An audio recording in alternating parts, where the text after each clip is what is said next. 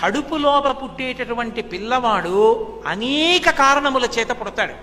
కేవలం ఏదో కొడుకు పుడుతున్నాడని అనుగ్రహించడానికి పుడుతున్నాడని మీరు అనుకోకూడదు. వేదాంతంలో ఒక కొడుకు పుట్టాలి అంటే కొన్ని కారణములు చూస్తారు, ఆ కారణముల చేత కొడుకునిస్తారు. ఒక్కొక్కప్పుడు శత్రుపుత్రుడు అని ఒకడు ఉంటాడు, ఒకడు శత్రువు ఉంటాడు. ధన్య అని భాస్కర్రాయల వారు వ్యాఖ్యానం చేశారు లలితా సహస్రానికి.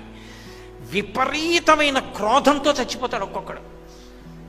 ఇప్పుడు అనురక్తి ఉంటే మనస్సు వాళ్ళ మీద ఎలా నిలబడుతుందో కోపం ఉన్నా అలాగే నిలబడుతుంది. వాడండి వాడండి అని తలుచుకుంటూనే ఉంటుంది. అంత కోపం ఎవడి మీద ఉండిపోయింది అనుకోండి, వాణ్ణే తలుచుకుంటూ చచ్చిపోయాడు అనుకోండి, వాడిని బాధ పెట్టడానికి వాడి కడుపున కొడుకు అవుతాడు. నాన్న ఎతి అంటే వాడు పెతి అంటాడు. వాడు కూర్చో అంటే నేను నించుంటానంటాడు. నువ్వు ఇక్కడ చదువుకో నేను హాస్టల్లో ఉంటానంటాడు. నువ్వు ఇంజనీరింగ్ చదువు నేను డాక్టర్ అవుతానంటాడు. నువ్వు ప్యాంట్ వేసుకో నేను నిక్కర వేసుకుంటానంటాడు. నువ్వు క్రికెట్ ఆడు నేను హాకీ ఆడతానంటాడు. నువ్వు వంకాయ కూర తినరా నేను బంగాళదుంప తింటానంటాడు. తండ్రి ఏది చెప్తే దానికి వ్యతిరేకం. మీరు లేరా లోకంలో కొడుకు తండ్రులు ఎందరో ఉన్నారు. అన్నీ బాగానే ఉంటాయి కానండి, ఏమిటో వాడు మాట విండండి. ఈవిడ ఇప్పుడు శత్రువు అండి బాబు, నాకు అసలు ఒక్క మాట విండవాడు అంటాడు.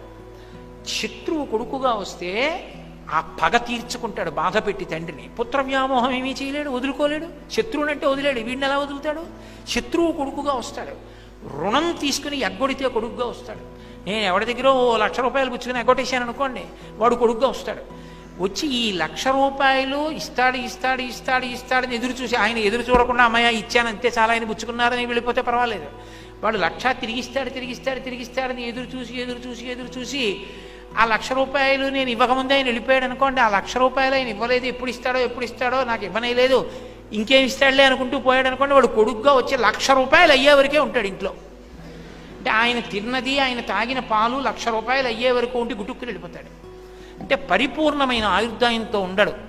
కళ్ళ ముందు కొడుకు ఎదిగొచ్చిన వాడు వెళ్ళిపోయాడండి అని ఏడుస్తాడు తండ్రి.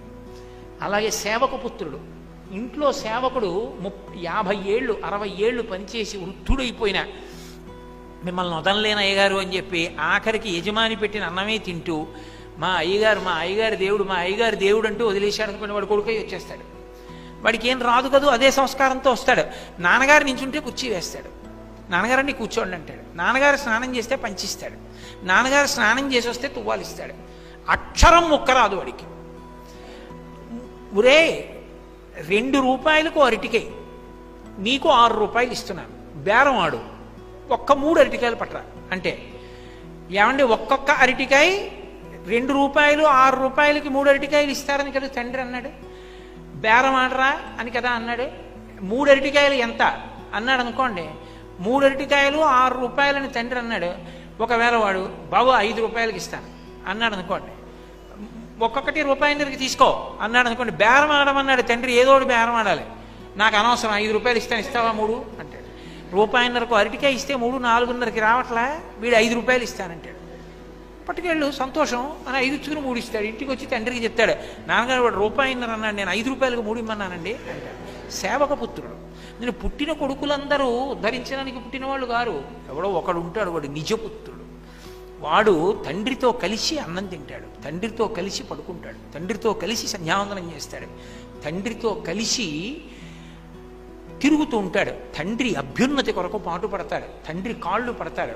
ఆఖరణ తండ్రి తల తన ఒళ్ళో పెట్టుకుని భగవన్నామం చెప్తూ తండ్రి వెళ్ళిపోవడానికి కారకుడవుతాడు.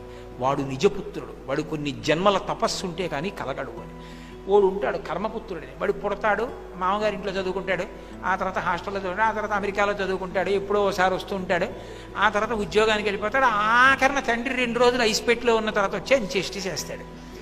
వాడు కేవలం కర్మపుత్రుడు. అందుకని ఒక్కొక్కడు ఒక్కొక్క రకంగా వస్తాడు. కొడుకులందరూ కొడుకుడు కాదు అని శాస్త్రవాక్కు. అందుకే